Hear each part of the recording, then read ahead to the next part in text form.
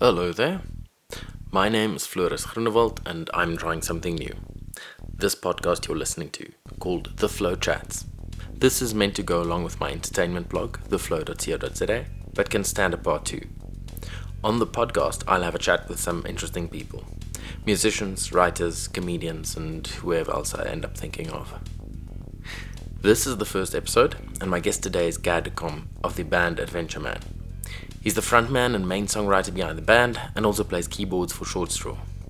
I managed to catch him on his birthday last week, in a back corner of Rumour's Rock City in Joburg, at the album launch for Adventure Man's second album, Daze. Here's our chat. Firstly, happy birthday. How's your day been? Oh, thank you. I've already received 3 cakes, so I've just been eating cake and watching movies. I watched Ray today. It was good. I've never seen it for some reason. No. Yeah, Jamie Foxx is amazing. Yeah. That singing, because most of the movies just like live band stuff, and it's just incredible, that music from the time. Like, nah, you're making this church music. It's so weird, like how back then, we think of it, it's so tame, like now relative to the music that's coming out, but like back then it was like, no, you're making money from God's music. Like, how can you do that? And it's like so funny when you think about how most churches these days, or these like big organizations, they're just like money churning industries, and it's just like, it's just like everything they stood for back then, like doesn't really relate anymore. Yeah. It kind of feels like the churches have changed from then, and also the music and the perception about music and making money of it and selling out and things also. Totally. Like now church music, gospel music is big money. Yeah.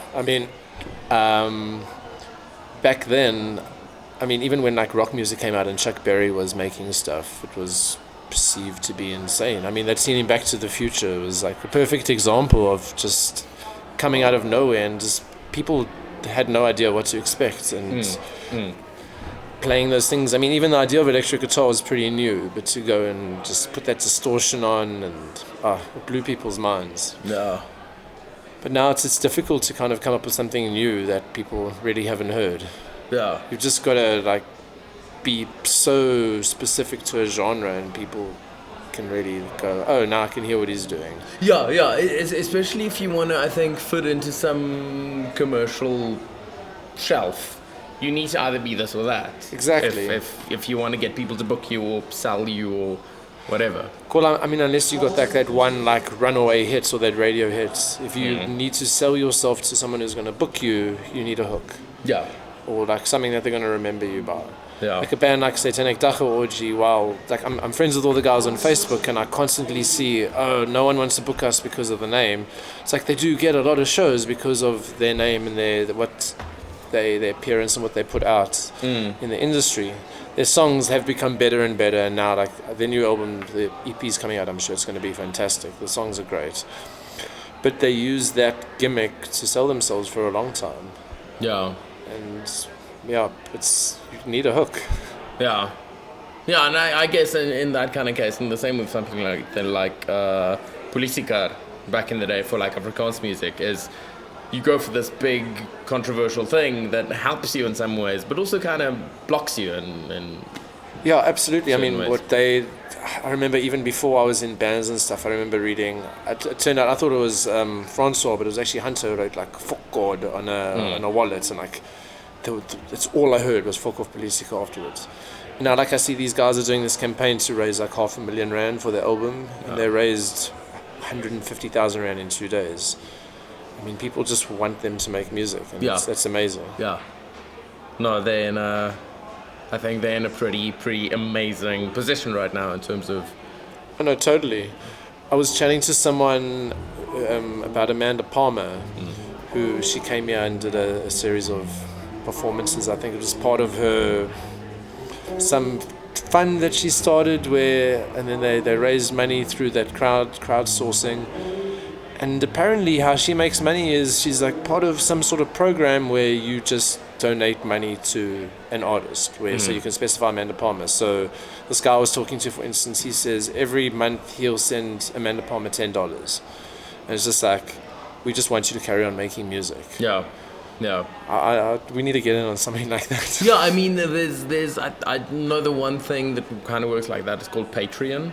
I think that might be it, And actually. I think it's an interesting concept, but I don't know if it's the perfect concept. We need to And find then, like, rich benefactors. Yeah, Always yeah. relied on the kindness of strangers. the ideal is still to, I think, just be born into a really rich family. Or find a nice rich girl, as my mum would say. Well, I'm sure a bunch of Jewish girl, but I mean, you can't be fussy these days. Yeah. I think if they're rich, you can ignore some other aspects. So, like, I maybe. don't want to, like, be a leech. You got to make it sound like it's their idea, and then it's fine. Yeah. So, I want to kind of jump back into where you came from, and you kind of grew up in Joburg, right?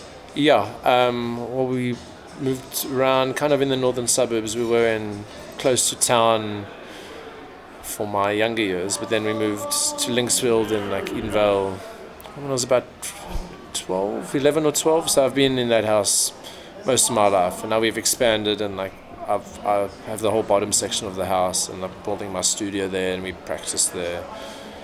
So yeah, it's a good grounding. Okay.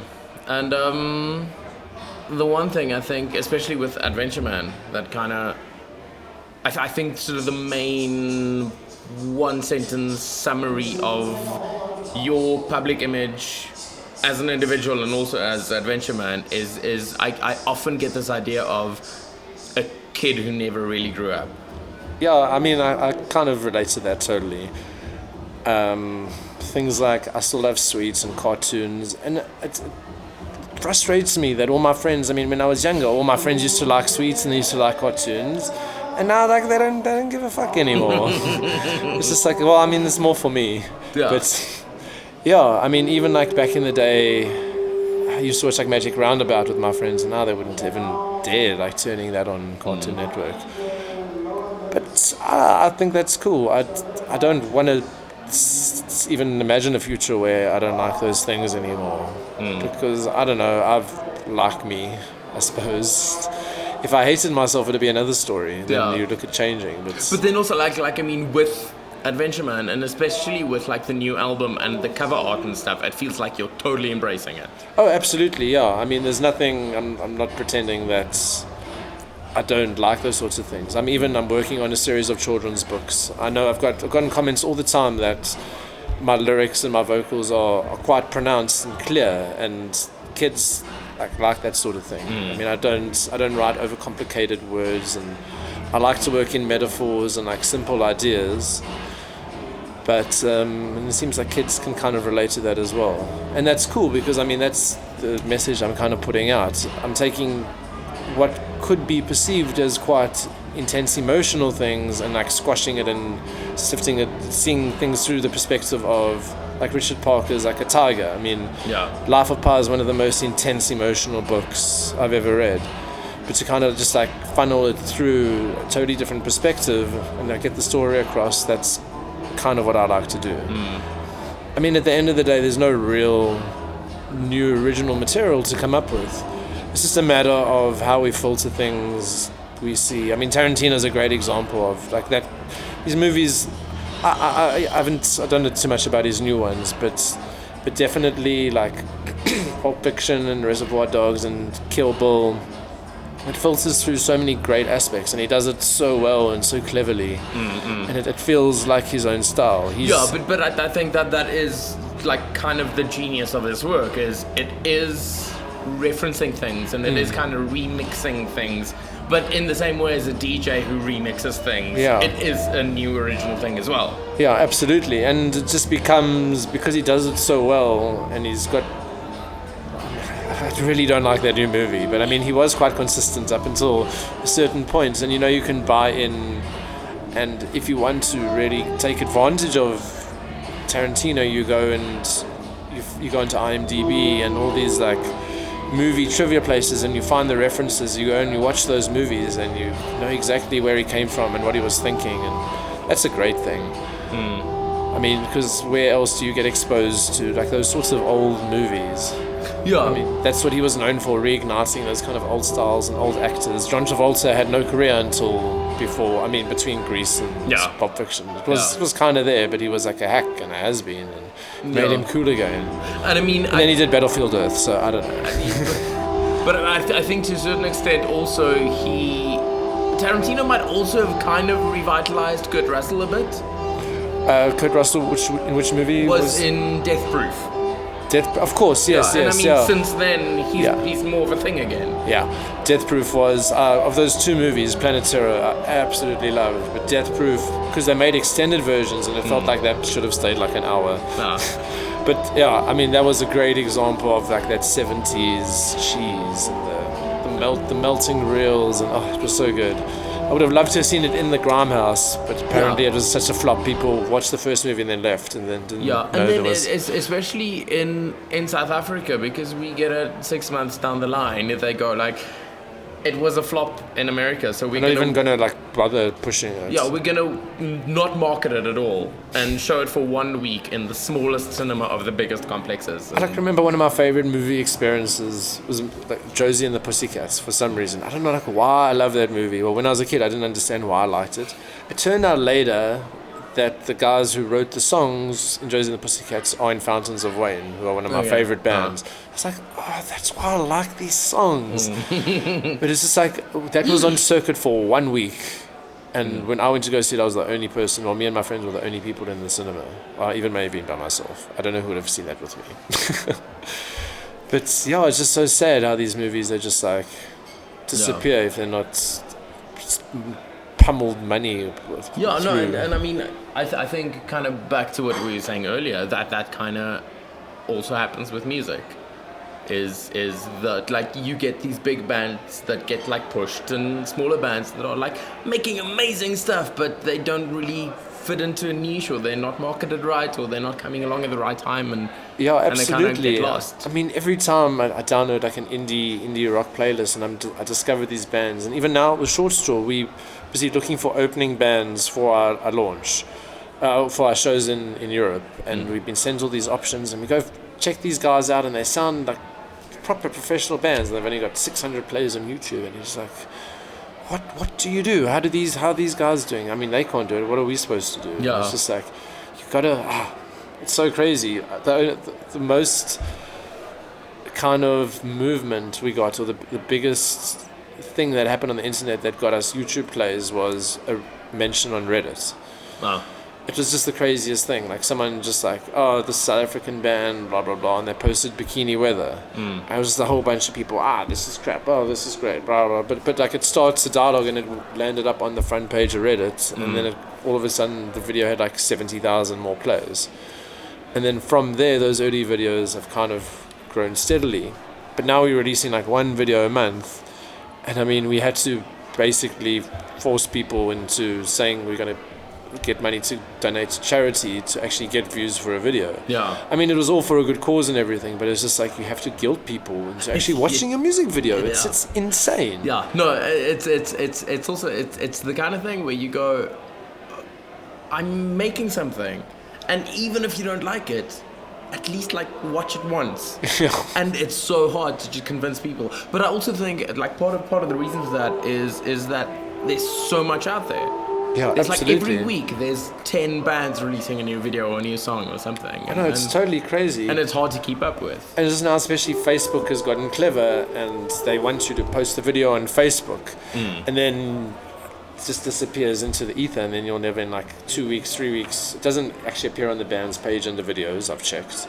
It's like all these like crappy videos that were posted through Instagram randomly are there, and you can't delete them. I've actually tried to delete these videos on my page, and I can't. But I've had the same. But you want to put up like a music video, and it'll literally like disappear. You can't find it again. And it's just like, to people, look at this, I got 15,000 plays on my video in a week. But it's just like, it means nothing, because you scroll past and it starts playing, and the ticker goes up.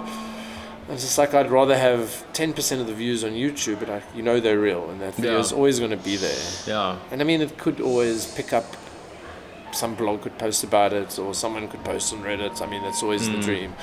Okay. There's only so many Reddit aliases you can create.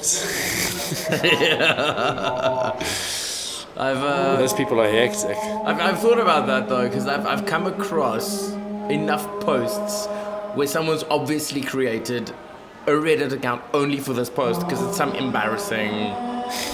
I don't want to connect this to my actual account. I'm gonna ask this question about like embarrassing toilet stuff or sex stuff or something. Yeah.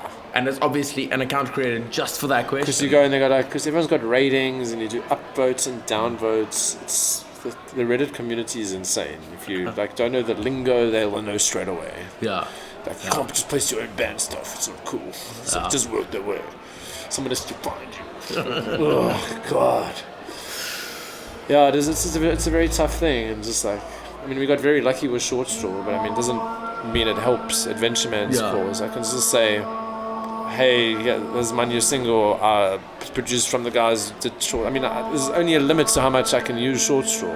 Yeah. Without like being ridiculous, because it's not Short Straw at the end of the day. Yeah, and I mean also like even the most well-meaning, the biggest Short Straw fans are gonna kind of switch off after a while if someone's punting something else. Yeah, absolutely, exactly. So it's got to like feel organic, and I mean that's also like why Adventure Man doesn't play every Short Straw show. It's only like those very specific ones. It's just like I don't want to. You don't want to be the tag along.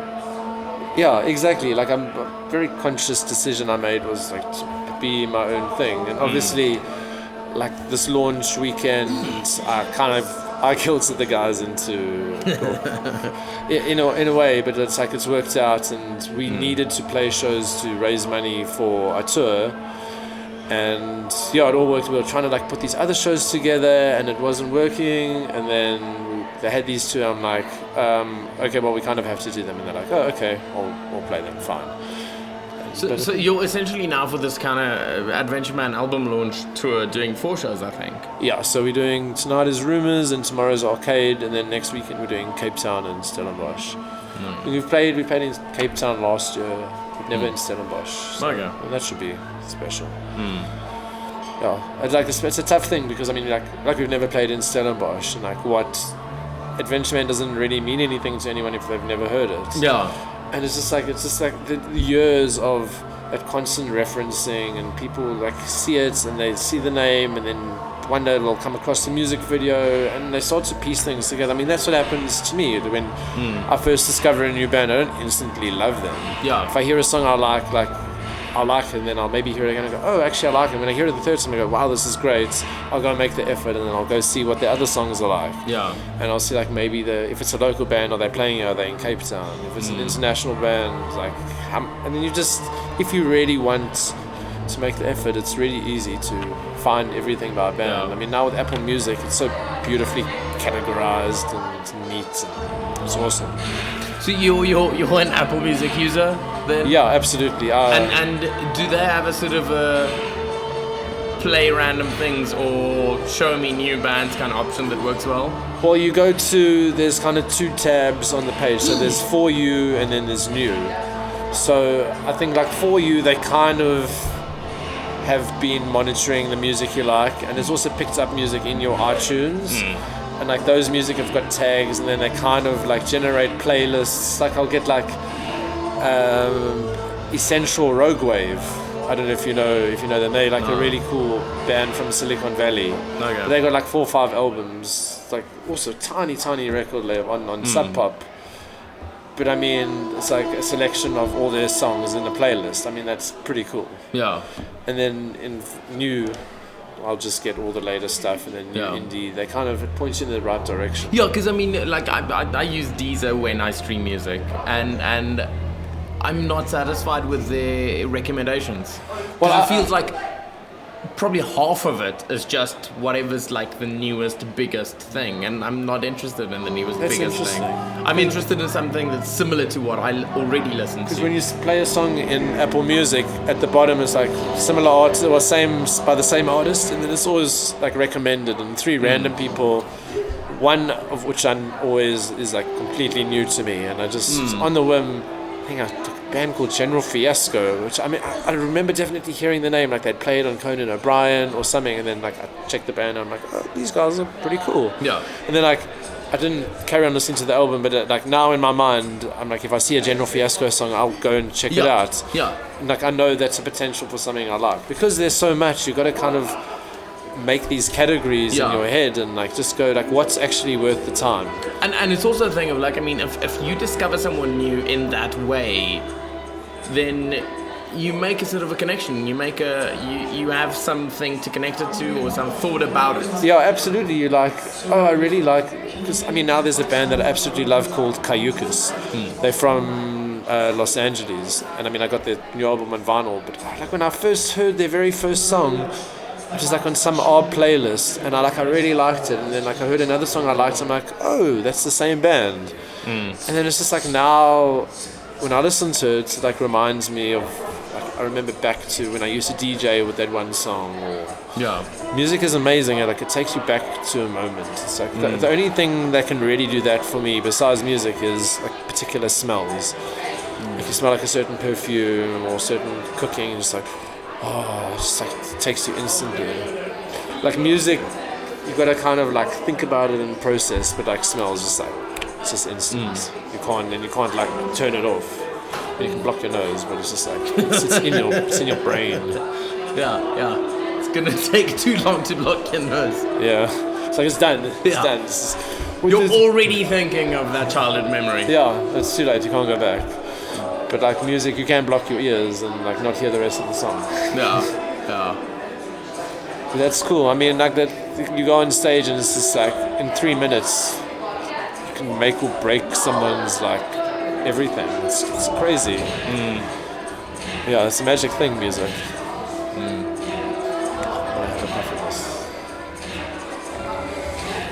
So that's So this dude Dave Knowles, who's playing in the background. Yeah. Our very first time Short Straw went on tour, he was just like living in Grahamstown, and we stayed at his house. So I think he's a friend of Alistair's, or he mailed us. I can't remember how these people find us. It's crazy. Alistair's got this really big extended network of people from like school and stuff, and they'll come along the way and we find them, and it's amazing. And now like people who we used to play with back then, there was a band called the Lottery Tickets who we played with in Cape Town, and then I went to Cape Town to go watch Pixies, and I was staying with James, who was singing and playing guitar in the band. Like it all comes around. Yeah.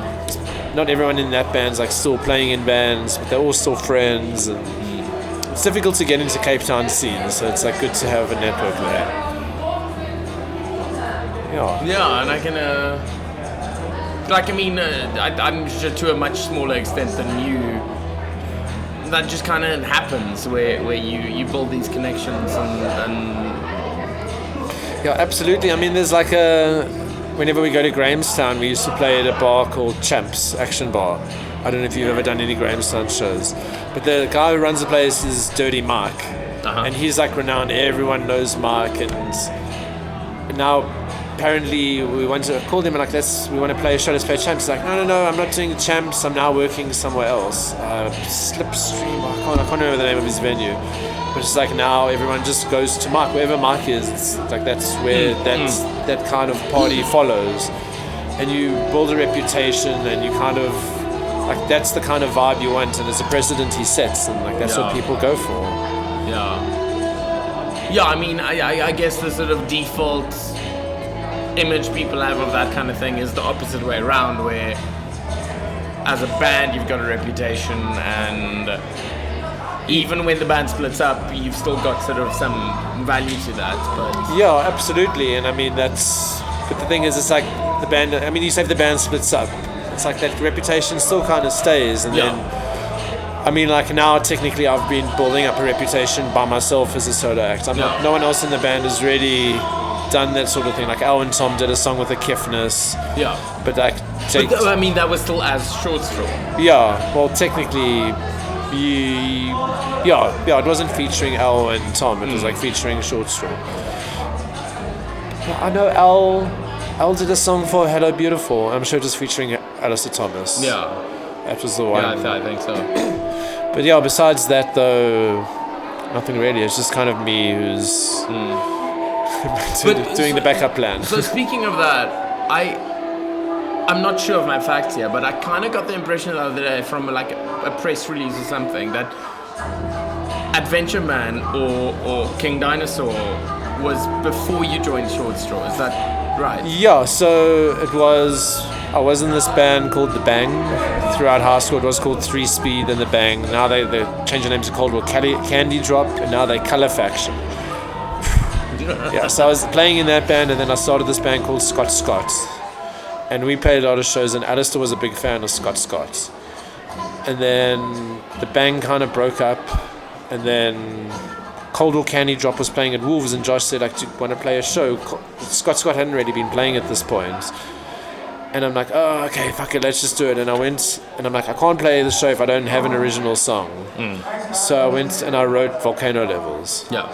And I played 2 Scott Scott songs, and we did a Regina Spektor cover, and The Vaccines. I can't remember what song, or one of those. So, and then we did that.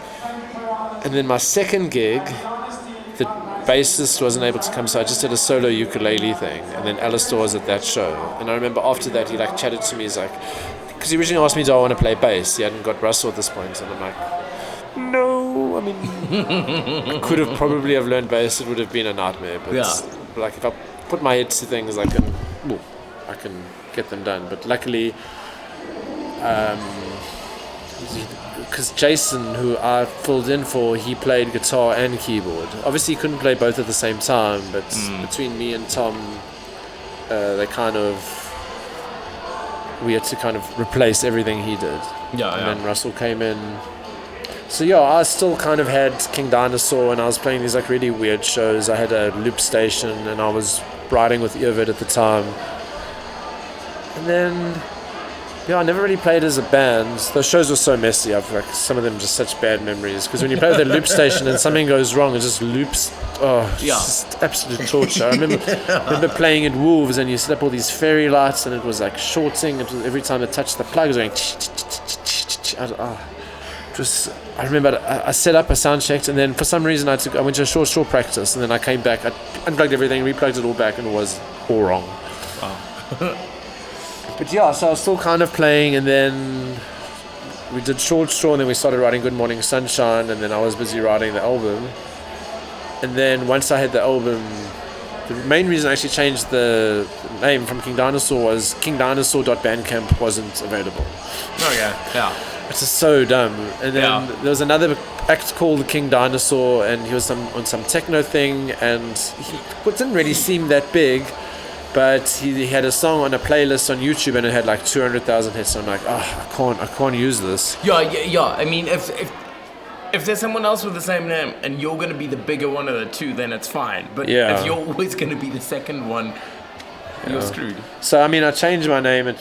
I was going to be Gad at one stage, but we went with Adventure Man, and then I found out like this other Adventure Man changed his name to something. This other King Dinosaur changed his name like a month or two later, and I was oh god, come on, just like faded into obscurity. Yeah. It's just, but yeah, it was a good thing, because it kind of made me rethink my image, and it's also like anyone who might have been to a bad King Dinosaur show like wouldn't really put the two together. Hopefully, that's the idea.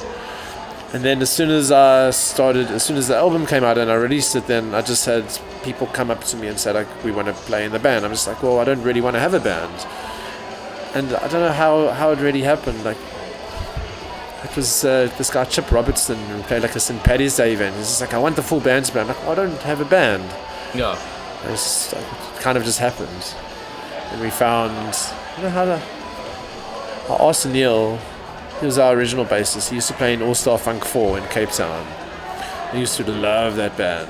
And then Neil brought Richards, and Poe was one of the first people who asked to join the band. So it was just them in the beginning. And then it just sounded so much better, because I mean, when I played the album, when we recorded the stuff, it was so intricate, and I'd write these demos and we go in and really spend time building it in the studio. Yeah. And then what I was doing for the longest time was I had a whole backing track kind of system that I had. So I'd have the song minus the vocals and either the uke or the piano, and I'd play with that. And it would sound really cool, but it always felt like cheating. Yeah. And then I decided to just stop playing with the backings and do these like very raw acoustic solo shows. And then it got me to really learn the songs a lot better. So when I eventually got the band, like I at least knew the words and all that sort of thing. But I also feel like what's nice is if you've tried with essentially backing tracks and you've tried solo and you've tried with a band, then you can make a really informed decision about what you really want and what works best. Well, absolutely. I mean, I know like Yo Grapes, what he does works is he goes on the stage. Like I've always told him, like if he's in a band, like I want to be in his band. Yeah. Because I love that dude. Yeah. But it's like three completely different experiences because the solo one, it's just very raw. I don't play in time, and people actually have to listen. They sit and they stare and they're like watching intently. Yeah. But like when I played with the backings, it kind of gave people an excuse to kind of like not really look. Yeah. But now with the band, and I think I've got a really tight rhythm section now, and everyone's really solid. The harmonies are sounding good.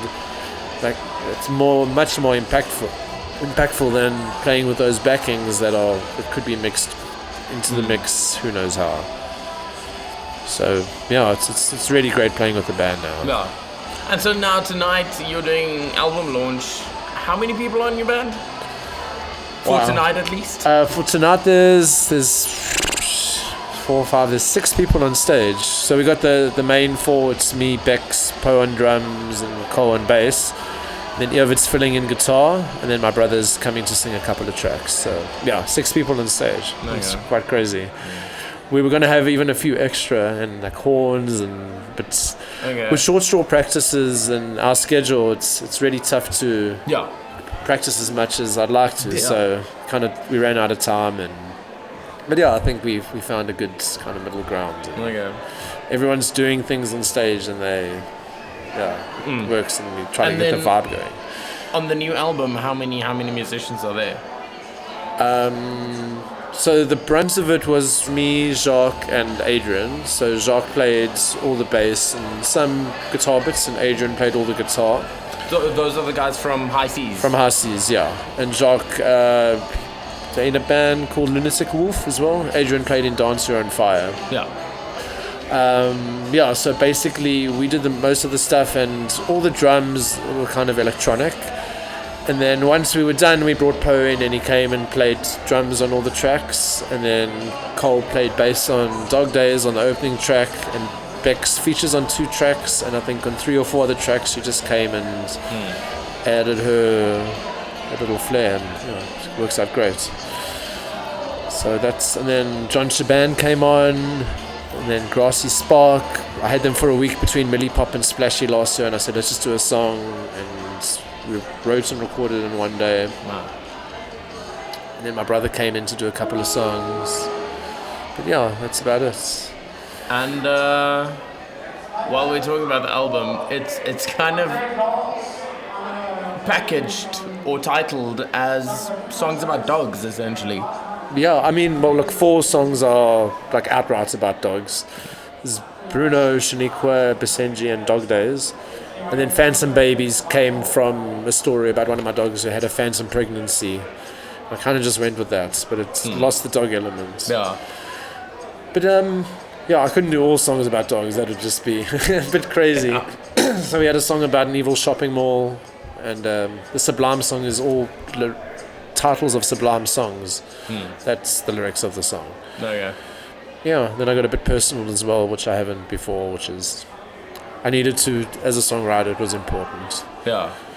So, but I think it balances quite nicely with the fun songs on the album. Does this one have more of a theme than the previous album? Well, the first album just kind of happened. I remember my idea was I wanted to write a song every 2 weeks, and I'm the worst when it comes to songwriting. I'll have an idea in my head and I'll stew, but until I know the night before is usually when stuff happens and lyrics come out. It happened very haphazardly.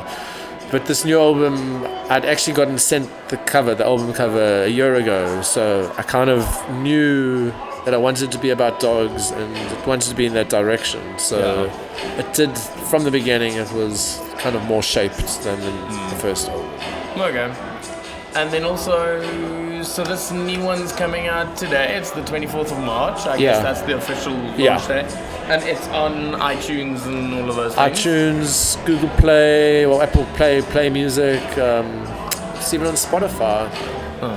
Even though we can't get that, but it's there.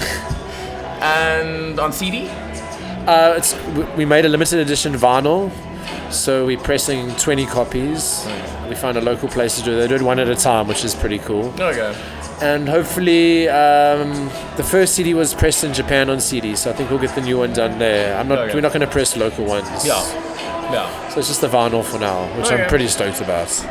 Yeah, that's pretty cool, I think. And 20 copies. I'm dying to know how fast they go. I think I've already sold 5, so there are 15 still up for grabs. I think people are keen, but people aren't keen to prepay before, but I kind of need to stress that it's super limited, and if they really want it, I think people will kind of just do it. Yeah, so it's Short Straw kind of had a split single with Sawagi in Japan, which was really nice. So this is my first full album. Because it's under 30 minutes, we could do it by lathe cutting is what they refer to it as. Okay. So they get the raw discs and they actually got to burn it in live. It's crazy. Yeah. And you said that's produced locally? Yeah, the guys are in Kalani. Oh yeah. Yeah. That's A fascinating. contour vinyl. Yeah, it's pretty rad. Nice guys. They ran Aware Records, Aware Music in Braamfontein. It's those two guys. Okay. Yeah. But I think that's about it. Okay, I awesome. think we covered all the important bases. Correct. And congrats on the new album. Thank you very much, dude. I'm looking forward to actually hearing it. Okay, cool. Yeah, I haven't gotten around to it yet. I'm also going to put it up on Bandcamp for people who don't have the streaming things. So Yeah. it'll be up on Monday also. I kind of feel pretty much everyone has some streaming. I'm very surprised when people are like, "No, I don't have that." I'm like, "Well, you're wrong." But so thanks for doing this. Cool. It's a pleasure, man. Looking forward to seeing you play as well. Okay, right. Thank you very much. Sure. You're cool. Thanks, boys. Okay, that was Gadcom of Adventure Man. As you've heard, you should check out his new album on whatever digital platform you use. Or, if you're in Cape Town or Stellenbosch and you're listening to this in time, you can catch one of Adventure Man's shows on 31 March and 1st of April. Now, if you're not ready to stop listening to this podcast, here's some life advice from Moaning Marie. Hello and welcome to Moaning Marie. I am Marie Silverpine and I am here to answer the difficult questions. And today's question is from Jock. Jock is all the way from Pretoria. Holla, Pretoria! So, Jock says, I recently started dating the girl of my dreams. Well, lucky you, Jock. Aren't you from the Bushveld? She's sweet and funny and beyond beautiful. But then we went to the movies together for the first time and she couldn't stop talking. How should I confront this? Well, Jock, I think you should look in a mirror and confront yourself. A woman needs to talk. She needs to be heard, and you need to listen, no matter where you are. You could be at the movies, you could be in church, but you know how many people I get complaining about boyfriends who do not hear them. And now I have you complaining about not wanting to listen. Well, I'll tell you what, Jock. You remind me of my ex, Reggie. Reggie couldn't listen to anything I said. He said to me at the end that my voice sounded like an angle grinder. Well, guess what that angle grinder did to his ass? And that was the second time I was in jail. So if you don't want that to happen to you, Jock, maybe you should start listening. Thank you. I am Marie Silverpine, saying what is difficult. That was Moaning Marie. If you have a question for Marie, send it to moan@theflow.co.za. Moaning Marie is produced by TheFlow, written by Maurice Kruger and Floris Groenewald, and read by Maurice Kruger. TheFlow Chats is produced by TheFlow, hosted by Floris Groenewald, and featured Gadcom on this episode. For our blog, visit www.theflow.co.za.